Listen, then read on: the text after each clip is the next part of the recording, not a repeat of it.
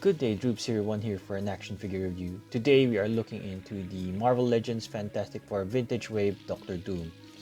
Doctor Doom comes in a white box, and when you open this box you can get the action figure in its vintage packaging. And here we can see the vintage goodness of the card back, and you can see a comic book inspired drawing of the Fantastic Four team. And on the back we can see a description of Doctor Doom, or a short bio. You can read that up and pause right now. So out of the packaging we have Doctor Doom, and you can see that there's an abundance of accessories here. Out of the packaging you can disassemble Doctor Doom, and you can simply remove the head to get the cape and the other cloth-like accessory out. Doctor Doom first appeared in Fantastic Four number 5, and you can see a good resemblance of the action figure with the Jack Kirby drawing. He comes with several accessories. We have the black thing which they call the nullifier, some effect fees for his booster or back, the green swirly sorcery piece, 2 of them, and a pair of hands. One of them is for holding the book, or a gun pointing hand as well, and one is the open hand. He comes with 2 books which are exactly the same but of a different deco in the front and back. One of them is in red and the other one is in black. So it comes with a gun actually placed on his belt, so I didn't notice that at first, so it's another accessory that he comes with. To plug in the booster effects, you can put it on his back, but you need to remove his cape. To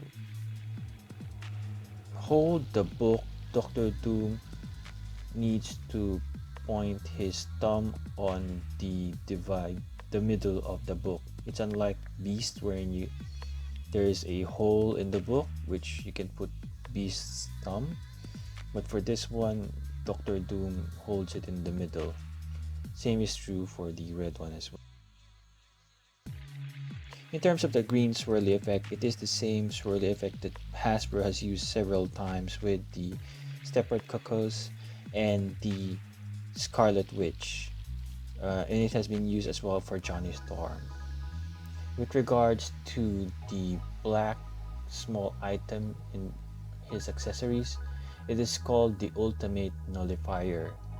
So the nullifier appears to be a small handheld metallic device with no apparent functionality, but it was known that it is the only weapon in the universe capable of inspiring fear in Galactus. It has been used by the Fantastic Four, but for some reason in comic book history, this weapon has fallen into the hands of Doctor Doom. It is not sure whether Doctor Doom has the true Ultimate Nullifier or it is just a replica of this powerful weapon. Here we have Doctor Doom out of the packaging. As you can see, most of the figure is wearing a green costume and some metallic paint on his body. From the packaging you would think that most of this is cloth, all of this costume, but it's not. The only cloth part is this one, but Hasbro did a good job making this feel like cloth as well. But it is just plastic with some sculpt work of like small squares, like it's been weaved like a cloth. His cape does have some texture as well, it's just not plain. I guess most people have this problem here at the middle. I'm not sure why. Some said it's because this part of his cape is stuck to the card box. But yeah, you can see that very distinct bluish color here. In terms of the face, everything is metal, even the inside. Just really good how they painted the eyes and the outer after the eyes. There's no flesh tone, but there is that gray part. His mouth, I'm not sure why it looks like that way. There's no teeth. Rather, it's all silver inside. The neck has some kind of cylindrical effect there, like Colossus or something. One thing that you can notice is his forearms. There's such a lot of details here. As you can see, even underarms there, he has a detail there. Some kind of strap there. The obvious ball joint here. And his gloves. His skirt is made out of two parts, I believe, because so that it can help him articulate and move his leg. Underneath, Hasbro continued the sculpt work as well, as you can see there. There is sculpt work. This is really good. Here you can see that there's straps. It's good attention to detail, putting straps everywhere. Here, there, and there. So there's straps there. One thing I noticed is there are some kind of bends on the metal, on the body. Not sure if it shows well in camera, but there are some small like dents on his body. Dr. Doom is metal, so he's bound to bend, I guess. From out of the packaging, he already has this belt wherein you can put his gun. At first I did not notice it, that's why I didn't say it was an accessory, but you can simply just snap out this one so you can bring out his gun, and you can simply use it for this particular hand, the gun pointing hand. So let's put it back, just slide it down there and close it again. Challenge too. So it's very small. The holes is very small. So,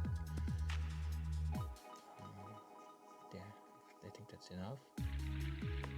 Just fasten it in. He has from his back his jetpack, and you can put these parts in. Simply plug it in. There you have the jetpack. I believe the modern Doctor Doom did not come with this effect piece. I'm just glad they put it on this particular vintage figure. In terms of the paint job, most of the paint I guess would be here for his cape. It's not that clean, as you can see. There's actually green showing up underneath, because you would think that this whole thing should have been all gold. Well, I guess that's should be green, I guess, because it's the cape. This chain was just supposed to be, it is a chain, so it's supposed to be gold, I think. So yeah, that's right, it's the chain. It's supposed to be all gold, but they missed a lot of spots there, as you can see with the green parts there. Not a paint, there's some smudge here, probably because of his, in the packaging, his the shape of his body is pressed over it, so probably that's the reason why it has that. It is all silver, so there's not much paint job here. Yeah, so I guess it's a pretty good figure. It's really good. In terms of articulation, oh, by the way, before we go to the articulation, this head cannot be removed from here. For some reason, this head is looking to the left. It's not straight. In terms of how it looks, the figure doesn't look straight, like symmetrical, I guess. So it's leaning towards the left. So his head is in a ball joint. Can move a little bit side to side, but his hoodie does prevent him from articulating the head as well, so you can't move it that way. You can look upward that much, look a little bit downward that much. Oops. His hands can extend outward that much. Again, the cape may prevent it a bit. He has a bicep swivel, I think. Yep, he does. He does have a bicep swivel here. Double jointed elbows, as you can see. A wrist swivel here. His hands can tilt downward that much, tilt upward that much. Do a full 360.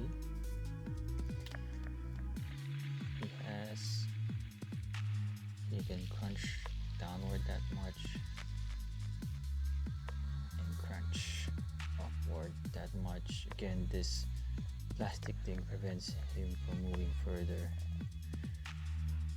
His legs can extend outward that much, as you can see. And he doesn't have an upward thigh. Oh, he does, sorry. He has an upward thigh swivel here. Double jointed knees over there. He doesn't have a lower leg swivel. Yeah, it doesn't have. His foot is on a rocker here. It's a bit harder to move it a bit. It's brand new. I can't tilt it that much, but I believe it can if I just need to heat it up a bit. So it can't tilt downward that much, and I believe it can tilt upward as well, so that it is for the articulation. In terms of his feet, he has peg holes at the bottom, and you can see that details were added as well on the under the sole, and you can actually put this effect pieces on his foot. Like he's powering up as well. So I guess if you have a lot of Iron Man effects like this, you can add another one on his back as well. I actually have this one from the Black Widow one. Probably can put it here. It looks better. The Black Widow deluxe figure. Yeah, I think that looks okay as well. There's some tilting there too. Oh, it looks really good. How about the back? Can I put it on the back? I guess it's pretty much can. There you go. From the Black Widow deluxe figure, you can put that thing there as well. So just some side-by-side comparison. Here we have Doctor Doom beside Marvel Legends typical 6-inch scale female figure Dazzler and a smaller teenage figure Stepford Cuckoos. Here he is beside the two Wolverines, the Wolverine from the comic book and the Hugh Jackman Wolverine, both Marvel Legends. Here he is beside the Marvel Select Venom and the Marvel Legends Mysterio. So we have here two caped figures, so we can compare the cape of Doctor Doom with Mysterio. As you can see that Mysterio has more intricate design in terms of the mold of his cape here in the front and in the back as well. Here he is beside larger figures, the Marvel Legends vintage Kingpin wearing the Shadow King head and the Marvel Select Rhino. So thank you for watching. Stay safe.